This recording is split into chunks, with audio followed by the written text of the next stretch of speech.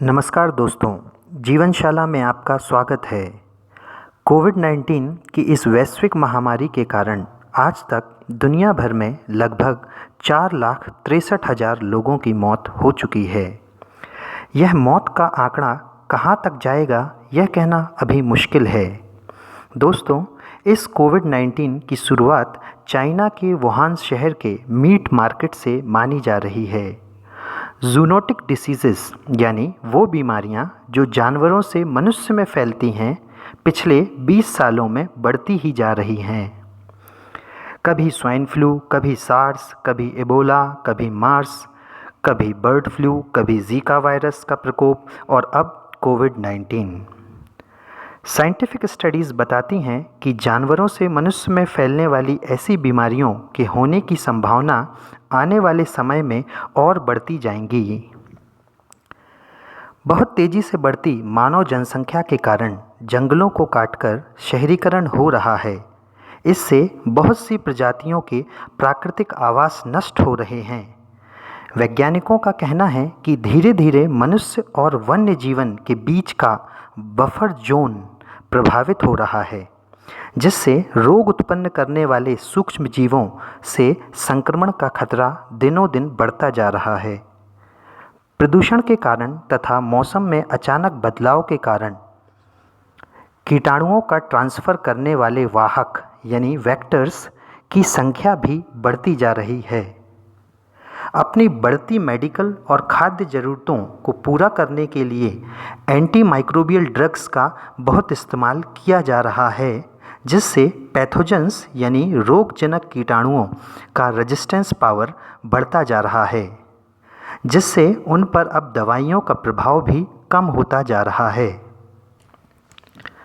WHO यानी विश्व स्वास्थ्य संगठन की एक रिपोर्ट कहती है कि कोविड-19 महामारी का पहला संक्रमण संभावित रूप से चमगादड़ या पेंगोलिन नाम के पशुओं के कारण हुआ है।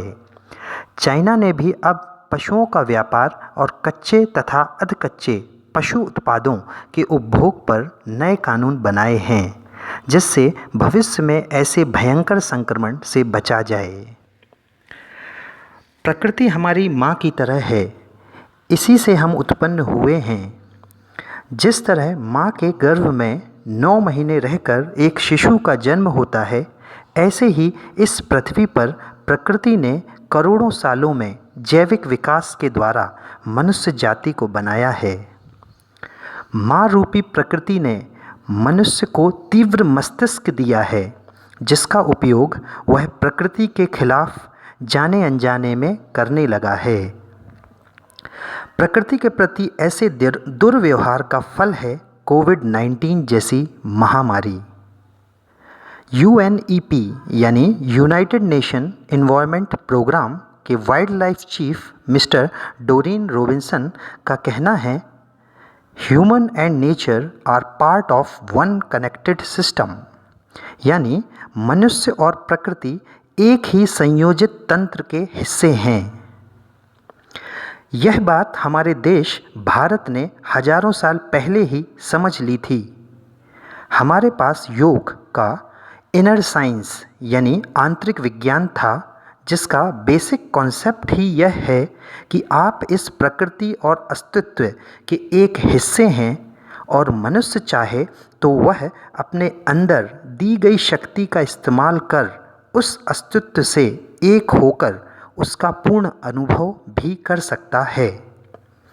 लेकिन हम पश्चिमी सभ्यता के चकाचौंध के कारण तथा बाहरी आक्रमणकारियों की सभ्यताओं के प्रभाव के कारण अपनी मूल योग की सभ्यता को लगभग भूल चुके थे।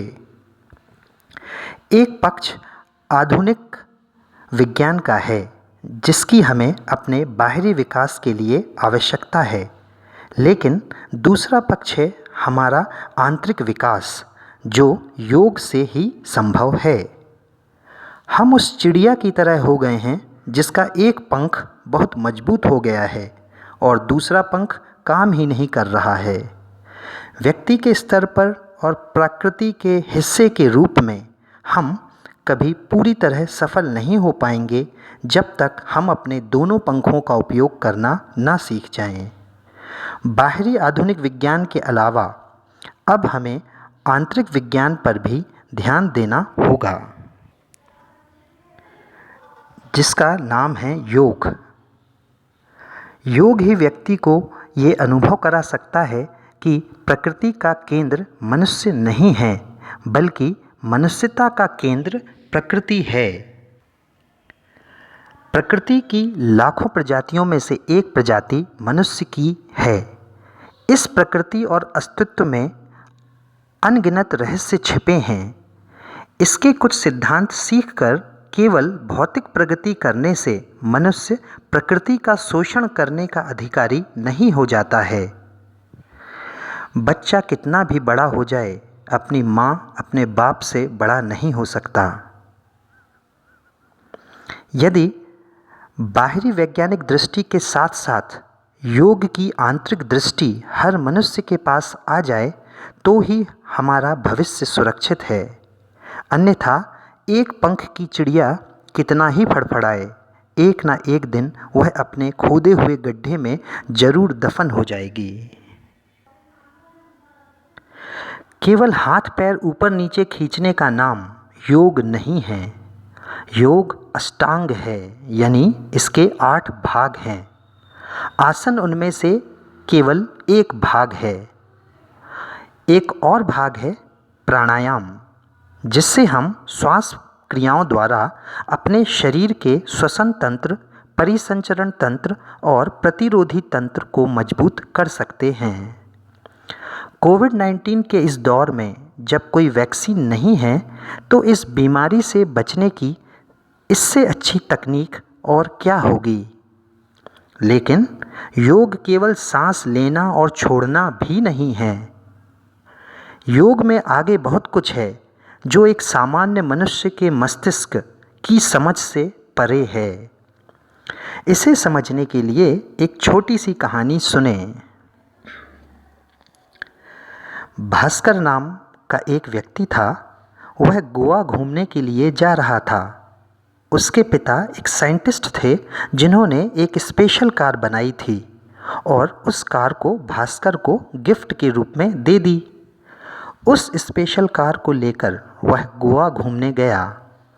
वहाँ सुबह से शाम तक समुद्र किनारे वह अलग अलग बीचेस पर घूमता रहा और बहुत एंजॉय किया।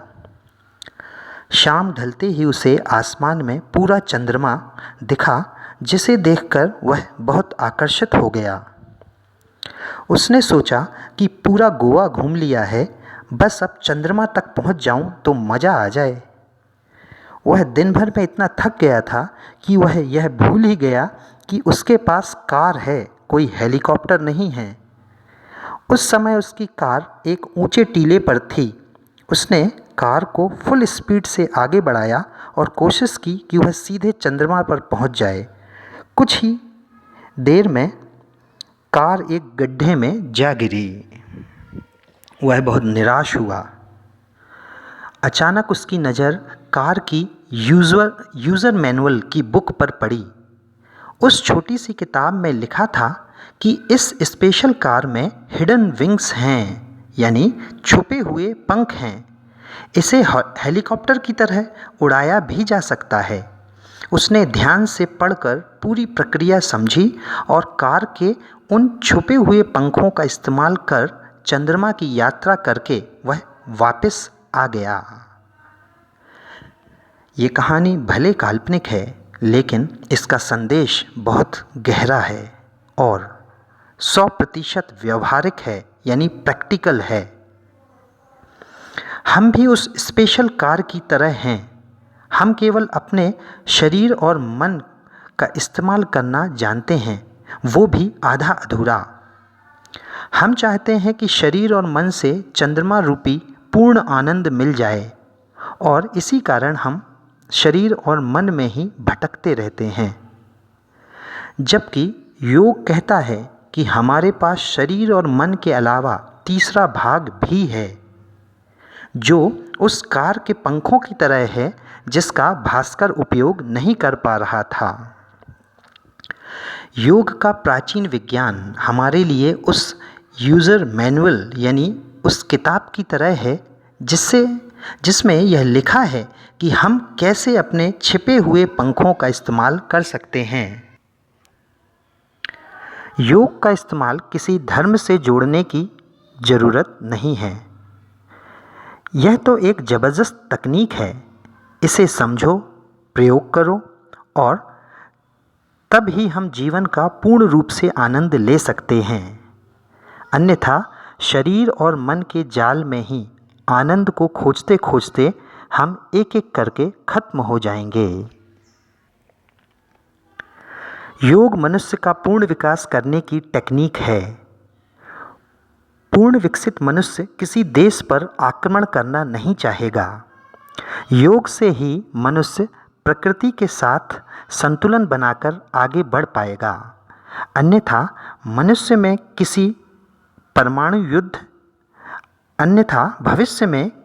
परमाणु युद्ध या प्राकृतिक आपदाओं के कहर से पूरी मनुष्य जाति के विनाश की संभावना को कोई भी नहीं रोक पाएगा। योग हमें अनुभव कराता है कि हम सैमसंग के लेटेस्ट स्मार्टफोन की तरह हैं, लेकिन जानकारी के अभाव में हम इसे नोकिया के सबसे पुराने मॉडल के फ़ोन की तरह इस्तेमाल कर रहे हैं।